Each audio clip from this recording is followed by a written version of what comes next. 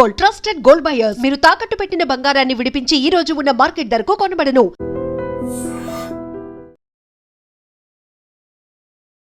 Hi నమస్తే, welcome to iDream media. నేను మీ రొద్దం శ్రీనివాస్. తెలుగు రాష్ట్రాల్లో గత వారం 10 రోజుల నుంచి ఒక కేసు ప్రముఖంగా జనాల నోళ్ళలో నారుతుంది. చాలా సెన్సేషనల్గా మారింది. ఏంటంటే మంగ్లీ పేరు వాడుకొని మంగ్లీకి సంబంధించిన వాళ్ళు, మంగ్లీకి తెలిసిన వాళ్ళు జనాల దగ్గర, ముఖ్యంగా గిరిజన కమ్యూనిటీ దగ్గర నుంచి లక్షలు వసూలు చేసి రకరకాల పేర్లతో క్లబ్ పెడుతున్నాం, హాస్పిటల్ పెడుతున్నాం, వెంచర్ వేస్తున్నామని చెప్పి డబ్బులు వసూలు చేసి ఇప్పుడు చేతులు ఎత్తేశారనే ఒక ప్రధాన ఆరోపణలు చేస్తూ అడ్వకేట్ సుబ్బారావు గారు బాధితుల పక్షాన ఆయన కేసులు పెట్టడం జరిగింది. దీని మీద మంగ్లీ కూడా కౌంటర్లు ఇవ్వడం జరుగుతుంది. ఇప్పుడు మనతో అడ్వకేట్ సుబ్బారావు గారు ఉన్నారు, మాట్లాడదాం. ఈ కేసులో అసలు నిజాలు ఏంటి, జరుగుతున్నది ఏంటి, జరగబోయేది ఏందనేది ఆయన మాటల్లోనే తెలుసుకుందాం. నమస్తే సుబ్బారావు గారు. నమస్తే అండి. సుబ్బారావు గారు, ఈ కేసు చాలా సెన్సేషనల్ కేసు. ఒక అడ్వకేట్గా మీరు ఇంతకుముందు చాలా కేసులు పేదల పక్షాన, బాధితుల పక్షాన వాదించిన చరిత్ర మీకుంది. ఈ కేసు ఫస్ట్ ఆఫ్ ఆల్ మీ దృష్టికి ఎలా వచ్చింది? అయితే తిరుమల అని చెప్పేసి నా స్నేహితుడు ఉస్మాన్ యూనివర్సిటీలో నాతో పాటు కలిసి చదువుకుంటూ వాళ్ళ సొంత అత్తగారు గద్వాల అంటే ఎమ్మెల్యేగా పోటీ చేసి ఓడిపోయారు, చాలా తక్కువ ఓట్ల మెజార్. సో అతనుది గద్వాల, మహబూబ్ నగర్ లో బాధితులు ఉన్నారు. అయితే ఇతను లీడర్ అవడం, వాళ్ళ అత్తగారు లీడర్ అవడం, ఈ బాధితులందరూ కూడా అదే పార్టీ అవడంతో ఒక తెలిసిన వ్యక్తి ద్వారా ఈ తిరుమల దగ్గర కేసు వచ్చింది. వస్తే అయితే మా ఫ్రెండ్ హైకోర్టులో పెద్ద లాయర్ గారు ఉన్నారు, మీరు అందరు రండి అని చెప్పి వాళ్ళందరితో ఫస్ట్ కూర్చొని మాట్లాడి ఇట్లా ఒకటి కేసు ఉంది సుబ్బు, అంటే ఫైనాన్షియల్ ఫ్రాడ్ కేసు. అంటే ఫైనాన్షియల్ ఫ్రాడ్ కేసులలో మనం ఏం చేయగలం తిరుమల, ఇప్పుడు చూస్తున్నావు కదా ఈ పెంగ్విన్ సెక్యూరిటీస్ అని అవన్నీ ఇవన్నీ కోట్లలో, వేల కోట్లలో మోసాలు. నేనంటే జస్ట్ ఒకసారి చూడు, ఒకవేళ దీంట్లో మనం ఏదైనా చేయగలిగితే చేద్దాం అని అన్నాను. సరే రమ్మనండి అంటే నేను ముగ్గురు నలుగురు వస్తారనుకున్నానండి. 40 మంది వచ్చారు అట్ ఏ టైం. ఎప్పుడు జరిగింది ఇది? మార్చ్ ఫస్ట్ వీక్ లో ఎట్ ఏ టైం వచ్చేసారు. 40 మంది వచ్చారు. వస్తే ఎక్కడికి రావాలి అని అంటే నేను ఎప్పుడు కూడా క్లయింట్లని అప్పటికి ఆఫీస్ క్లోజ్ చేసి నేను కోర్టుకు వెళ్ళాలి. ఇంటి దగ్గర ఏమో మనం క్లయింట్లను రాదు. ఉస్మాన్ యూనివర్సిటీ నాకు దగ్గర. సో ఉస్మాన్ యూనివర్సిటీయే కదా, అక్కడ క్యాంటీన్ దగ్గరకు రమ్మంటారు, మళ్ళీ అక్కడ కలుస్తామని చెప్పేసి రమ్మంటే నేను వెళ్ళేసరికి క్యాంటీన్ నిండిపోయి ఉంది. నేను 4-3 అనుకున్నా, చూస్తే వీళ్ళందరూ బాధితులే అని అన్నారు. నిజంగా లిటరల్గా మీకు చెప్తే దాంట్లో చాలా మందికి చెప్పులు లేవండి, వేసుకోలేదు, డబ్బులు లేవు. అందులో ఒక బీఈడి చదివి ఉన్నటువంటి గ్రాడ్యుయేట్, పోస్ట్ డబుల్ గ్రాడ్యుయేషన్, ఆయన బీఈడి చేసి ఉద్యోగం, ఆయన ప్రైవేట్ జాబ్ చేస్తూ, అంటే 12,000కి ప్రైవేట్ జాబ్ చేస్తూ దాదాపుగా 10 లక్షలు కట్టింది. కొంతమందికి అసలు పంచగట్టుకొని చెప్పులు లేకోకుండా ఇట్లా పట్టుకొని ఇట్లే ఉన్నారు. అరే చూసి చాలా బాధ అనిపించింది. ఎవరు ఎంతంత ఏంటంటే నా ఇన్ని లక్షలు సార్, ఎవరు ఏంటంటే పలానా రమావత్తు మధు సార్, మంగ్లీ వాళ్ళ మరిది. అరే మంగ్లీ వాళ్ళ మరిదా అంటే, మంగ్లీ వాళ్ళ మరిది అంటే ఎట్లా అంటే వాళ్ళ చిన్న చెల్లిని చేసుకోబోతుండే సార్. అప్పుడు ఇంట్రెస్ట్ వచ్చింది. ఏది అందరూ ఎంత తీసుకొచ్చారు చూడండి, ఎంత ఫైల్ తీసుకొచ్చారు. ఏమున్నాయి ఆ ఫైల్లో? మొత్తం ప్రామిసరీ నోట్లు, బ్లాంక్ చెక్కులు, PhonePe, Google pay transactions, bank transactions, అదే విధంగా హ్యాండ్ క్యాష్ ఇచ్చిన వీడియోస్, వీళ్ళందరూ ఆ రమవత్తు మధుతో దిగిన వీడియోస్, ఫొటోస్, మంగ్లీ వాళ్ళ తమ్ముడు శివతో దిగిన ఫోటోలు, వీడియోలు, చాటింగ్స్, ఇవన్నీ పట్టుకొని వచ్చారు. చూస్తే మొత్తానిలో ఇందులో శివ, ఎవరైతే మంగ్లీ తమ్ముడు శివుడు, తను మెయిన్గా డైరెక్ట్గా ఇన్వాల్వ్ అయ్యిండు, మంగ్లీ బ్యాక్గ్రౌండ్లో ఉంది. మంగ్లీకి తెలిసే జరిగింది ఇదంతా. కానీ మొన్న పంజాగుట్ట పోలీస్ స్టేషన్ దగ్గర ఈ ముఖమేనా, ఈ లెక్క ముఖం పెడుతున్నా చూడండి. అయితే మీడియాలో ఒక వీడియో వైరల్ అయ్యి దానికి వాళ్ళ తమ్ముడు పేరు వేసేసరికి మాట్లాడింది.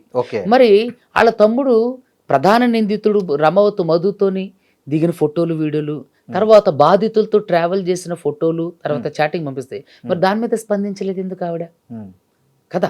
ఇప్పుడు డబ్బులు లెక్క పెడుతున్నటువంటి ఫోటో ఇదేనా అని చెప్పేసి మాట్లాడినటువంటి మంగ్లీ గారు, మరి వాళ్ళ తమ్ముడు గురించి ఫోటో ఒకటి, బాధితులతో దిగిన ఫోటో రిలీజ్ చేశాం, బాధితులతో చేసిన చాటింగ్ రిలీజ్ చేశాం, బాధితులతో ఎంతమందితో అయితే మాట్లాడిండో వాళ్ళందరితోనే ఇంటర్వ్యూలు ఇప్పించాం. మరి వాటిని ఎందుకు కౌంటర్ చేయలేదు ఆవిడ? ఇంకొక విషయం, ఎక్కడ నేను విక్టిమ్ని నేను బాధితులకి నేను అండగా ఉంటానని చెప్తున్నారే తప్ప బాధితులందరూ ఇప్పుడు స్టిల్ వాళ్ళు వచ్చి 15 రోజులు అవుతుంది ఇప్పటికీ హైదరాబాద్లోనే 5 రూపాయల భోజనం తినుకుంటూ అక్కడెక్కడెక్కడ హోటల్లో మీకు తెలుసు కదా 250 ఇస్తే అట్లా ఎట్లా ఉంది.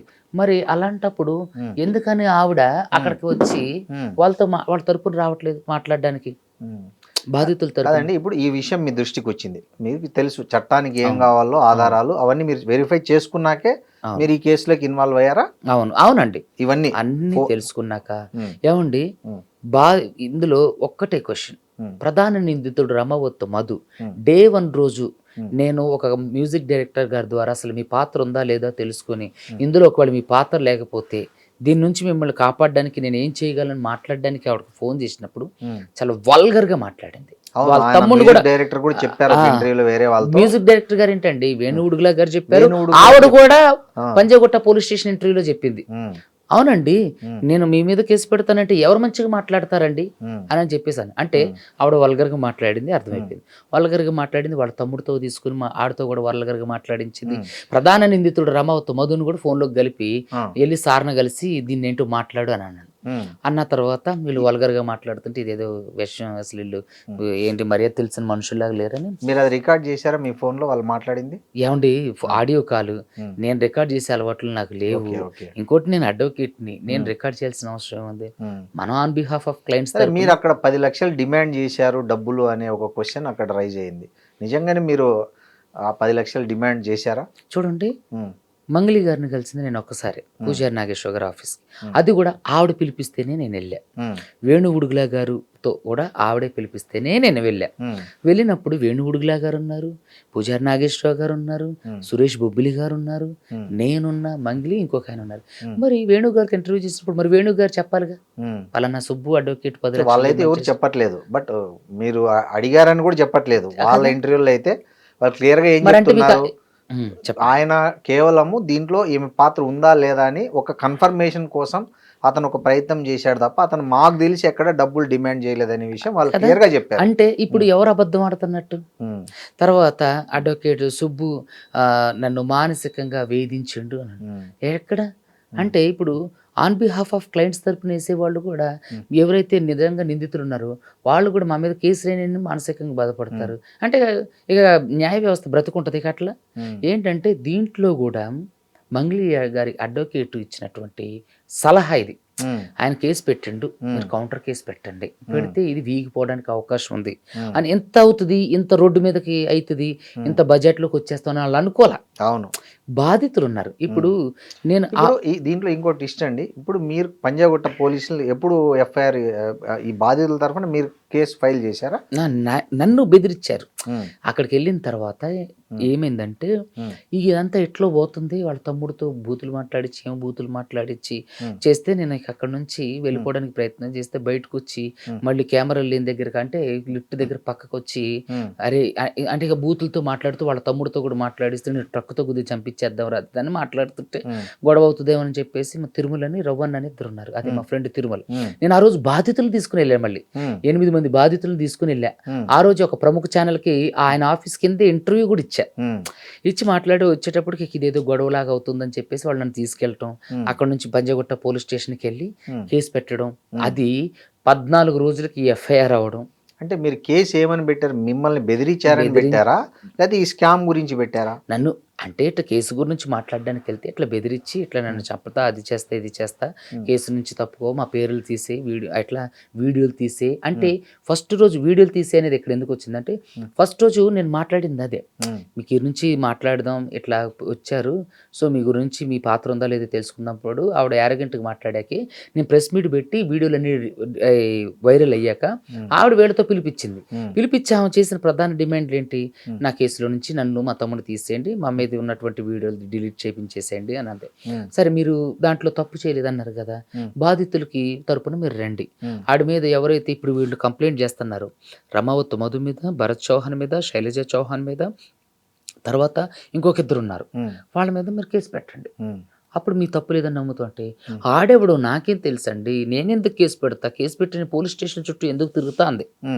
తర్వాత సరే పోనీ అండి మా అమ్మకు బాధితులు మా సమక్షంలో వాడిని పోలీసులకు తీసుకొచ్చి అప్పగించండి అంటే నేను చేయను అంది.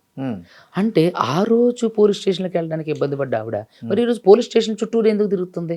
ఈరోజు 18వ తారీఖు 4వ నెల 2026 ఆవిడ ఈ ఇష్యూ జరుగుతున్నాయి ఇప్పటి వరకు స్టిల్ ఇప్పటి వరకు కూడా ప్రధాన నిందితుడు రమావత్ మధు మీద కానీ, శైలజ చౌహాన్ మీద కానీ, భరత్ కుమార్ చౌహాన్ మీద కానీ, మిగతా ఉన్నారు వేరే వాళ్ళు వాళ్ళ మీద కానీ ఎఫ్ఐఆర్ కేసు పెట్టాల.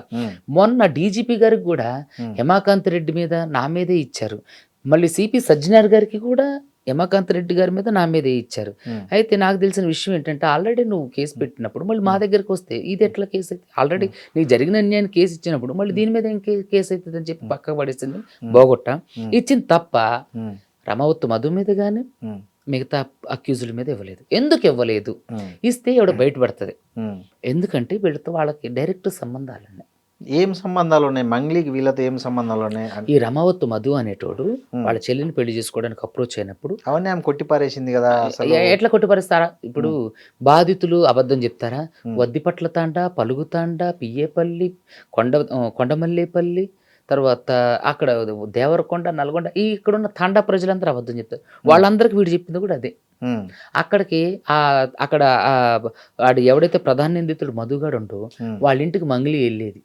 ఈ శివగాడు ఆడుతోనే తిరిగేవాడు, మంగ్లీ తమ్ముడు శివ అతనితో. ఒక మాట అన్నది ఆ బంజారా అబ్బాయి కాబట్టి నాకు మరి ఫస్ట్ లో అసలు ఆడెవడో నాకు తెలియదు అనంది. ఫస్ట్ లో ఆడెవడో నాకు తెలియదు అంతే. మీకు ఇంకో వీడియో చెప్తా. తర్వాత పంజాగుట్లో పెట్టిన ప్రెస్ మీట్ అప్పుడు ఏం చెప్పింది? అవునండి మా బంజారా కమ్యూనిటీ వాళ్ళు వస్తారు, మమ్మల్ని కలుస్తారు, మాతో మాట్లాడతారు, మమ్మల్ని ఫోటో అడుగుతారు అని చెప్పేసి ఫోన్ చేస్తాను. ఇంకోటి ఏంటి, బంజారా కమ్యూనిటీ గారు ఆదరించాను అని అంది. మీకు ఒక వీడియో చూపిస్తా, ఈ వీడియోని దగ్గరగా షూట్ చేయండి. ఎక్కడ ఆడెవడో నాకు తెలియదు, జస్ట్ మా తమ్ముడు ఫ్రెండ్ అయ్యి ఉండొచ్చు అది అని చెప్పి కొట్టి పాడేసింది. మరి ప్రధాన నిందితుడు రమావత్ మధు మంగ్లీతో ఏంటి అతనికి అనుబంధం?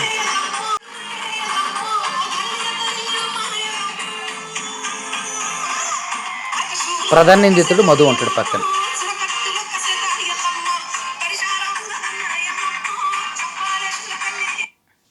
అంటే ఆమె పాటలు పాడేటప్పుడు ఎవరైనా ఉండొచ్చు కదా ముందర, తను అట్లా ఉన్నాడనే. పాటలు పాడేటప్పుడు సభ్యులు లేడు, డయస్ మీద బ్యాండ్లు పక్కన కూర్చొని ఉండు.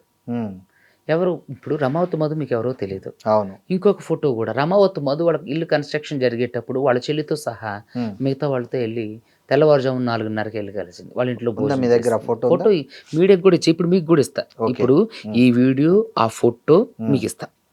ఏంది అయితే మీరు చూసారు, శేఖర్ భాషా గారు కూడా దుబాయ్లో ప్రోగ్రామ్ చేసేటప్పుడు వాళ్ళ దగ్గర డబ్బులు తీసుకుని వాళ్ళకి ఇవ్వలేదని.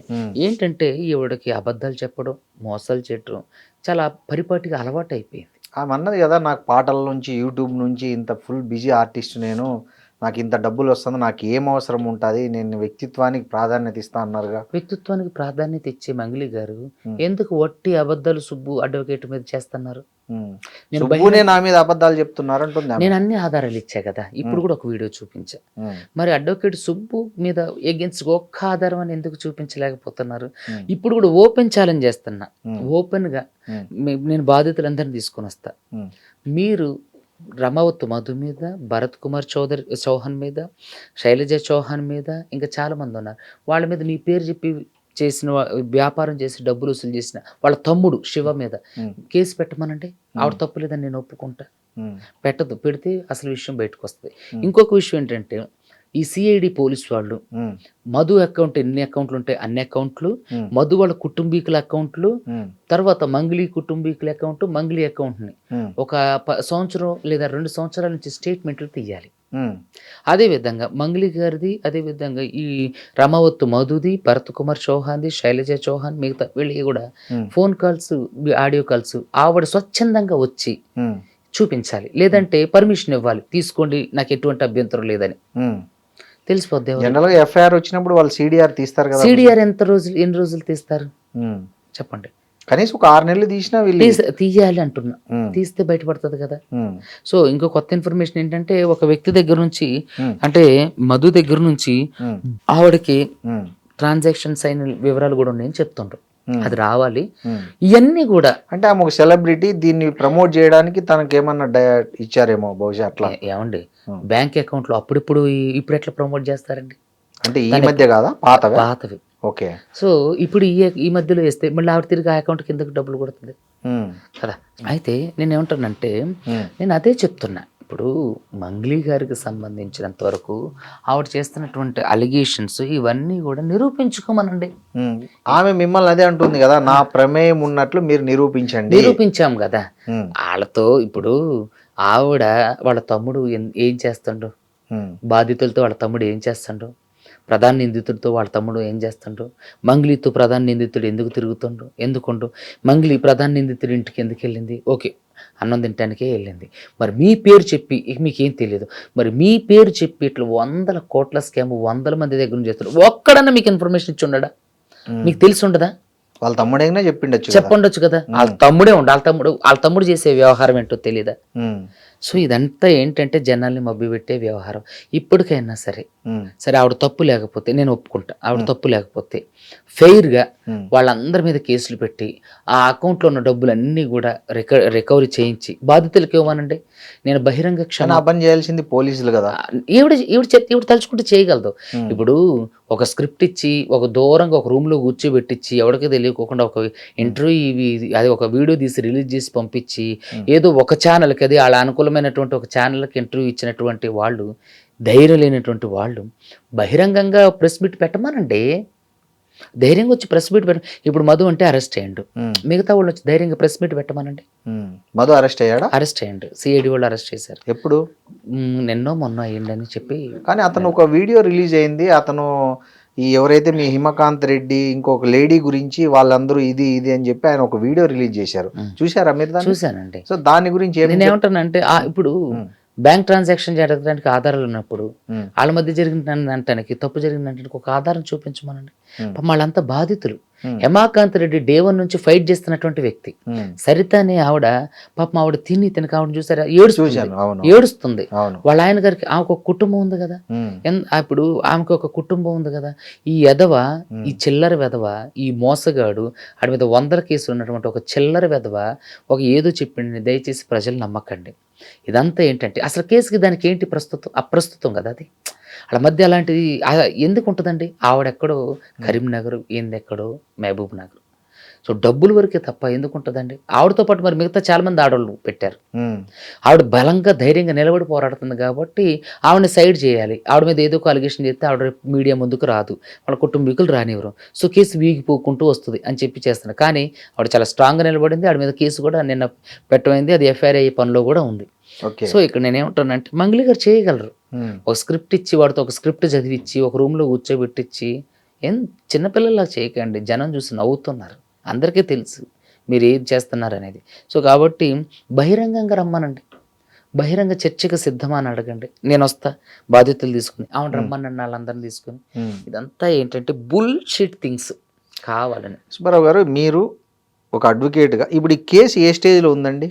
ఈ కేసు పెట్టారా? ఈ ప్రూఫ్లు మీరు చెప్పిన ప్రూఫ్లన్నీ పెట్టి ఎక్కడ కేసు పెట్టారు బాధితులు? వాళ్ళ అన్ని పోలీస్ స్టేషన్లలో పెట్టారు. కొన్ని దగ్గర ఎఫ్ఐఆర్ అయ్యి, కొన్ని దగ్గర ఎఫ్ఐఆర్ కాలేదు. వాటన్నిటిని కూడా హైకోర్టు, ఆంధ్రప్రదేశ్, తెలంగాణ హైకోర్టులో కేసులు ఫైల్ చేయడం జరుగుతుంది. కొంచెం హడావుడి అంతా అయిపోయిన తర్వాత సివిల్ సూట్ వేయడం జరుగుతుంది. అదే విధంగా బాధితులందరితో తరపున మళ్ళీ కేసు ఫైల్ చేయడం జరుగుతుంది సిసిఎస్లో కానీ ఇవన్నీ. సో ఎంత మీరు ఒక అడ్వకేట్ కదా, ఇన్ని ఎవిడెన్సెస్ మీ దగ్గర ఉన్నప్పుడు మీరే డైరెక్ట్గా సిసిఎస్లో కేసు ఎందుకు పెట్టలేదు? అయితే నేనేం చేశానంటే ఆర్బిట్రేషన్ అనే ఒక గొప్ప దారి ఉంది. ఇప్పుడు సిసిఎస్లో కేసులు పెట్టి అంతకుముందు కేసులలో కూడా నేను చూసాను. సిసిఎస్లో కేసులు పెడితే అది చాలా ల్యాగ్ అయిపోతుంది. సో ఇన్స్టెంట్గా ఆర్బిట్రేషన్ చేసే అధికారం అడ్వకేట్కి ఉంటుంది. మాట్లాడి సెటిల్ చేస్తే అయిపోతుంది కదా, వాళ్ళ డబ్బులు వాళ్ళకి వస్తాయి కదా. దానికి సిసిఎస్ అని వీళ్ళ ఖర్చు అని బాధితులు ఆల్రెడీ చితికిపోయి ఉన్నారు ఆర్థికంగా. మళ్ళీ వాళ్ళకి ఆర్థిక భారం ఎందుకని చెప్పేసి ఆర్బిట్రేషన్ చేయడానికి ప్రయత్నం చేస్తే అది విఫలమైంది.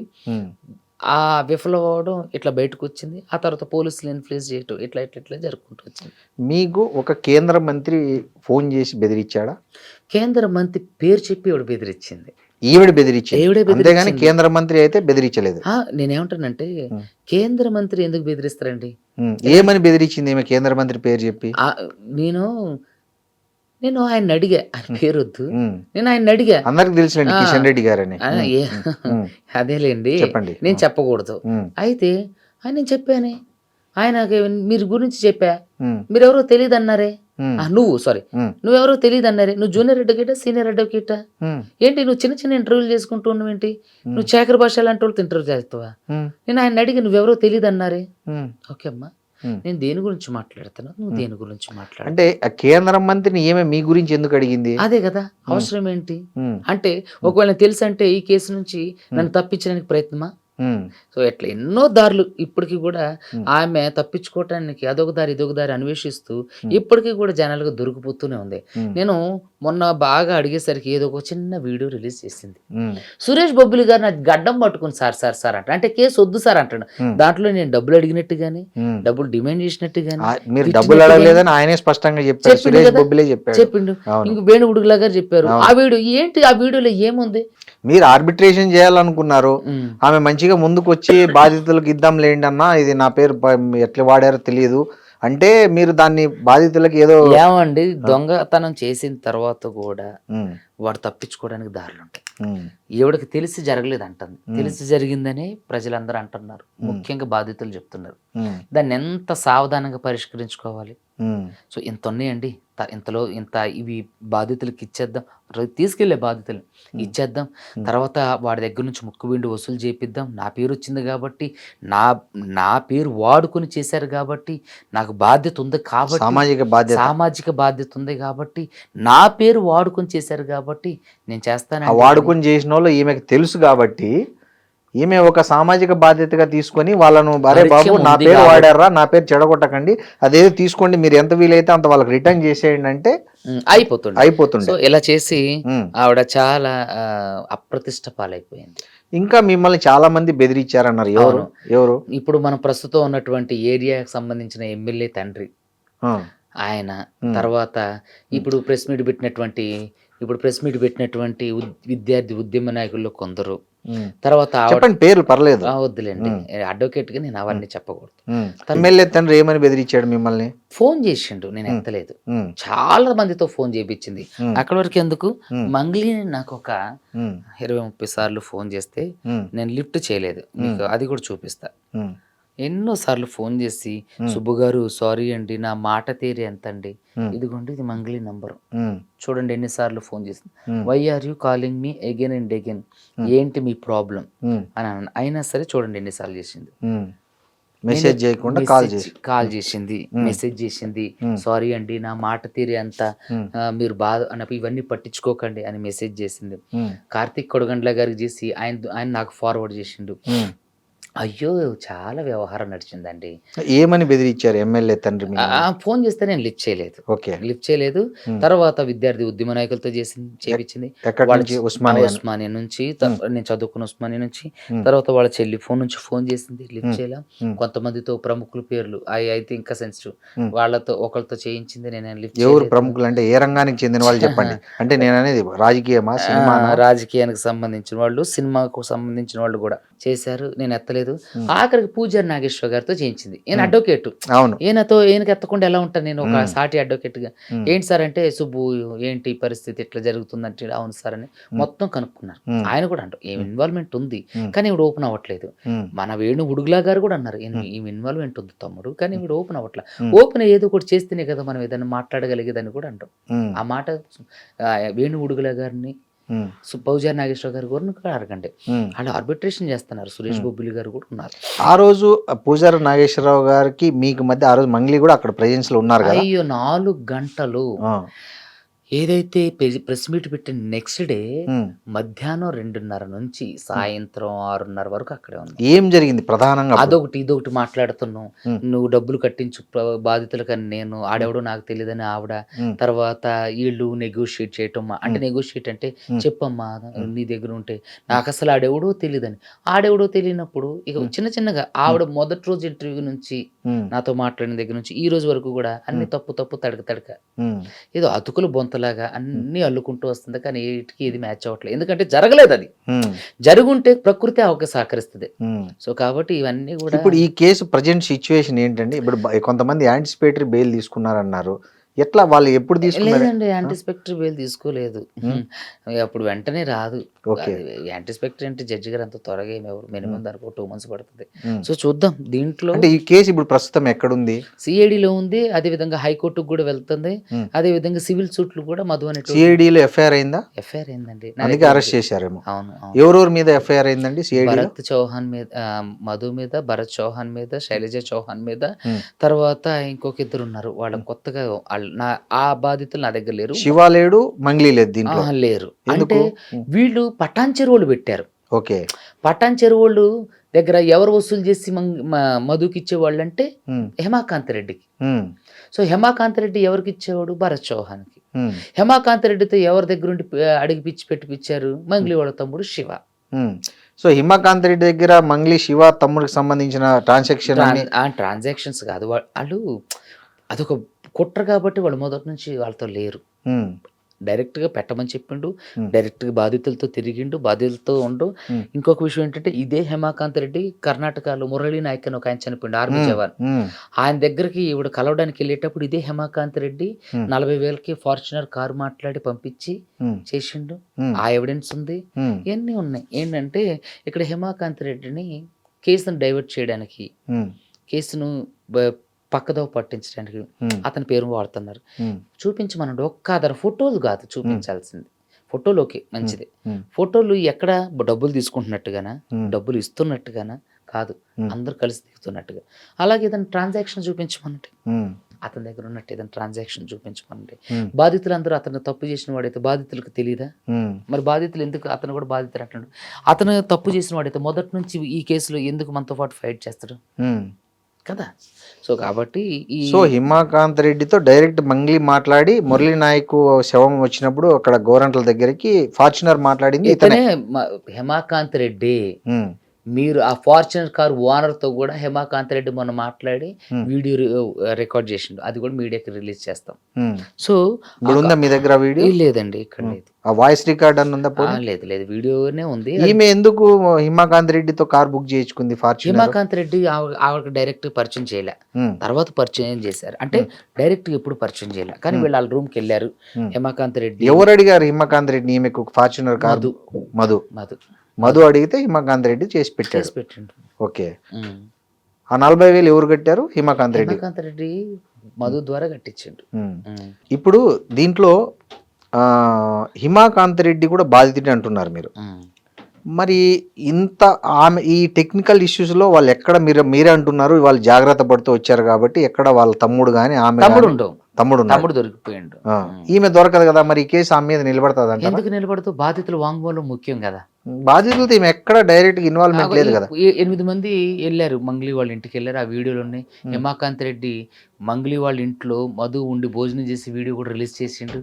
అయితే మీరు చూసి ఉండకపోవచ్చు, నేను చూడలేదు. తర్వాత 8 మంది బాధితులు 9 మంది బాధితులు మంగ్లీ ఉండంగానే వాళ్ళ ఇంటికి వెళ్ళిన వీడియో ఉంది. వాళ్ళు మందు దాగి అన్నం తిన్న భోజనం చేసిన వీడియోలు కూడా ఉన్నాయి. ఆ మధ్య ఫామ్ హౌస్ లో పార్టీ జరిగింది, అందులో కూడా మధు ఉన్నాడా? మధు ఉండు. ఆ వీడియో నేను మీడియాకి ఇచ్చా కదా. ఆ డ్రగ్స్ పార్టీల ఫోటోలో మధు ఉండు, వీడియోలో కూడా మధు ఉండు. సో ఆమెకు అతనికి సంబంధాలు చాలా దగ్గర సంబంధాలు. కోర్టుకు ఈ ఎవిడెన్స్ సరిపోతుందండి? చాలా ఎక్కువ. బాధితులు వాంగ్మూలమే 90%. ఇక తర్వాత ఈ ఆధారాలన్నీ కూడా దానికి సంబంధించి. సో ఈ కేసులో అరెస్ట్ తథ్యమంటారా? ఖచ్చితంగా వీళ్ళందరూ కలిసి మళ్ళీ సిసిఎస్ లో మంగ్లీ మీద వీళ్ళందరి మీద కేసు పెడితే ఖచ్చితంగా అరెస్ట్ తథ్యం. ఓకే. సో వాళ్ళు వెయిట్ చేస్తున్నారు సెటిల్మెంట్ కోసం? లేదు, వీళ్ళంతా కొంచెం ఇదంతా హడావుడి, సిఐ మీద కేసు హడావుడి అయిపోయిన తర్వాత వీళ్ళందరూ కూడా సిసిఎస్కి వెళ్ళి కంప్లైంట్ పెడతారు. సరే, మీకు పంజాగుట్ట పోలీసు స్టేషన్కి వెళ్ళినప్పుడు మీకు ఒక బ్రీత్ అనలైజర్ టెస్ట్ చేశారండి. నాకు తెలిసి ప్రపంచంలో, భారతదేశంలో ఫస్ట్ అడ్వకేట్ అనుకుంటా. అవును, ఈ బ్రీత్ అనలైజర్. సో అలా చేసే హక్కు పోలీసులకు లేదండి. బిఎన్ఎస్ లో కానీ బిఎన్ఎస్ఎస్ లో కానీ ఎక్కడ లేదు. నిన్న సీరియస్ గా హైకోర్టు కూడా అదే అంది. ఎక్కడుంది, ఏ సెక్షన్ మీద చేశారు, అసలు మీ అథారిటీ ఏంటి ఆయనకి బ్రీత్ అనలైజ్ చేయడానికి? తర్వాత కెమెరా ఫుటేజ్ అంతా ఫ్రీజ్ చేయమని ఆయన 2 వారాల్లో సమాధానం చెప్పమని పర్సనల్ గా నోటీస్ ఇచ్చింది. 2 వారాల్లో సమాధానం చెప్పకపోతే చాప్టర్ క్లోజ్. ఉత్సాహం అదే కదండి. సెలబ్రిటీ కేసులో ఒకలాగా, తర్వాత మాకు ఒకలాగా ట్రీట్మెంట్, తర్వాత ఇవన్నీ కూడా ఏంటంటే ఆవిడ పరువు ఆడే తీసుకుంది. ఉమ్, సో సిఏ ఎవరైతే ఉన్నారో రామకృష్ణ, ఆయన పరువు కూడా తీసుకుండు. ఒక జిగుప్సాకరమైన హేయమైన చర్య చేసి ఉమ్, అంత పోలీస్ వ్యవస్థ అంతటికీ కూడా ఉమ్, అప్రతిష్ట పాలు తెచ్చిండు. పోలీసులు ఎలా ఉన్నారా ఉమ్. తెలంగాణ రాష్ట్రంలో అని చెప్పి సిగ్గుపడేలాగా చేసిండు. ఇప్పుడు మీకు ఆ బ్రీత్ అనలైజర్ టెస్ట్ చేశారు కదా, సో దాంట్లో 27% ఏదో వచ్చింది, అది కన్సిడరబుల్. కన్సిడరబుల్ అండి. కాబట్టే కదా వాళ్ళు ఏం చేయలేకపోయారు. ఓకే. ఇంకొక విషయం, అసలు తాగి వచ్చినా సరే వాళ్ళు ఏం చేయలేరు. ఇంకోటి ఏంటంటే నాకు తాగే అలవాటు లేదు. ఒకవేళ భవిష్యత్తులో ఉంటుందేమో చెప్పలేము. కానీ ఎలా వచ్చింది మరి 27%? ఏమండి కాఫీ తాగాము అప్పుడే. ఆ రోజు బాధితుల తరపున నేను కూడా మంగ్లీ ఆరోపణ చేసింది, వాటి మీద కేసు పెట్టడానికి వెళ్ళినప్పుడు వాళ్ళకి చెప్పాము వస్తామని. వాళ్ళు కూడా మాకు చెప్పారు, సార్ ఇట్లా మీ కేసులో ఇట్లా ఆధారాలు మీరు సమర్పించాలని కూడా ఫోన్ చేస్తే వెళ్ళాం. నేను వెళ్ళేటప్పుడు బాధితులందరూ వేరే వేరే ఏరియాల నుంచి వస్తుంటే నేను కోఆర్డినేట్ చేస్తాను, ఇక్కడికి రండి ఇక్కడికి రండి, నేను ఇక్కడ ఉన్నాను. సో కాఫీ తాగితే కూడా వస్తుందా? కాఫీ తాగినా కూల్ డ్రింక్ తాగినా 30% వరకు వస్తుందండి. 35 దాటిన దగ్గర నుంచి అది మందు ఆల్కహాల్ తీసుకున్నట్టు. ఓకే. అలా. సో మీకు ఆ టెస్ట్ చేయడం అన్న దాని పట్ల చాలా మంది అడ్వకేట్లు కూడా రియాక్ట్ అయ్యారు. అడ్వకేట్లు ఏంటండి, సొసైటీలో ఉన్నటువంటి నార్మల్ పీపుల్ కడిగి పారేశారు పోలీస్ వ్యవస్థని, ఓకే, ఆయన్ని పోలీసుని. కానీ మీరు ఇచ్చిన కేసులో ఎవిడెన్స్ లేదు అనే కారణంగా మీ మీద కూడా ఎఫ్ఐఆర్ బుక్ చేశారా పంజాగుట్ట పోలీస్ స్టేషన్ లో? ఎఫ్ఐఆర్లు కేసులో ఎవిడెన్స్ లేకపోతే ఎఫ్ఐఆర్ బుక్ చేయరు. కాదు, మీరు న్యూసెన్స్ కేసు ఏదో బుక్ చేసినట్టు లేదండి. నిన్న పంజాగుట్టలో మీ మీద ఏమి ఎఫ్ఐఆర్ కాలేదా? లేదండి, నాకు తెలియదు. న్యూసెన్స్ కేసు వాళ్ళు న్యూసెన్స్ చేసి మీరు చూసారు కదా, వాళ్ళు ప్రెసిడెన్స్ చేసింది కానీ లేదు, వాళ్ళు న్యూసెన్స్ కేసు. నాకైతే ఇన్ఫర్మేషన్ లేదు మరి ఒకవేళ. కదండి, ఇప్పుడు ఇంత జరుగుతోంది, దీని మీద ప్రభుత్వం నుంచి ఏమైనా స్పందన వచ్చిందా? అందరికి ప్రతివాదులందరికీ నోటీసులు ఇష్యూ చేశారు. ఏమో ముందు ఏం జరుగుతుందో చూద్దామండి. మీరు గవర్నమెంట్ను కలిసి సీఎంను కానీ లేకపోతే హోంమంత్రిని కానీ, అంటే అఫ్ కోర్స్ కలిసి దీన్ని ఏమన్నా రిప్రజెంట్ చేసే ముందు ఏంటి మీ డీజీపీ గారిని కలిసి రిప్రజెంటేషన్ ఇచ్చానండి. ఆ సీఏ మీద యాక్షన్ తీసుకోమని, బాధితులకు న్యాయం చేయమని, నాకు పోలీస్ ప్రొటెక్షన్ కల్పించమని. తర్వాత హైదరాబాద్ కమిషనరేట్లో కూడా నేను కంప్లైంట్ చేయడం జరిగింది. ఓకే. ఇప్పుడు దీంట్లో పోలీసులు, మీ అభిప్రాయం ప్రకారం పోలీసులు దీన్ని సీరియస్ గా తీసుకొని ఇన్వెస్టిగేట్ చేస్తుంటారండి. అంతకుముందు కూడా నేను 2-3 కేసులు అట్లా కంప్లైంట్ ఇస్తే ఒక 2-3 సంవత్సరాలు నాల్చి ఆయన చాలా ఉత్తముడు, రాముడు, దేవుడు అని క్లీన్ చిట్. ఎవరి మీద ఇచ్చారు మీరు ఇంతకు ముందు? పోలీసుల మీద ఇచ్చానండి. ఎవరి మీద అంటే? పోలీసులు ఒక ఆయన సిఐ మీద ఇచ్చా. కానీ అది ఇచ్చిన తర్వాత సిఐకి అంతర్గత విచారణలో తప్పు బయటకు వాళ్ళు చెప్పరు పోలీస్ వ్యవస్థ మీద అబాస్ పాలవుతూ అని. కానీ అది దాంట్లో తప్పు లేదని చెప్పి చేసి అంతర్గత విచారణ చేసి తప్పు చేసిందని తెలిసి సివిల్ నుంచి మన ట్రాఫిక్ వేశారు. తను చాలా సస్పెండ్ కూడా అయ్యిండు కొన్ని రోజులు అని చెప్పి. జూబ్లీ హిల్సా, బంజారా హిల్సా? వేరే దగ్గర చెప్తా. ఓకే. సో సుబ్బారావు గారు, మీరు దీంట్లో మీ పాత్ర ఇక్కడికి పరిమితం అవుతుంది అంటారా, లేకపోతే ఇంకేమైనా దీన్ని? బాధితులకు డబ్బులు వచ్చేంత వరకు నేను నిలబడతా. ఓకే. అసలు ఎక్కడ కాంప్రమైజ్ కాను. ఈ బాధితులే కదా, నాకు దగ్గరకు వచ్చి ఏ బాధితుల దగ్గరకైనా సరే నిజంగా అన్యాయం జరిగినటువంటి బాధితులకు న్యాయం జరిగేంత వరకు నేను పోరాడతా. ఈ రోజుతో ఇది అవ్వదు. ఈ కేసు ఒక కొలిక్కి వచ్చేంత వరకు కూడా, ఈ ఒక ఎండింగ్ వచ్చేదాకా కూడా నేను దీంట్లో పోరాడుతూనే ఉంటాను. ఓకే, థ్యాంక్ యూ అండి. Thank you.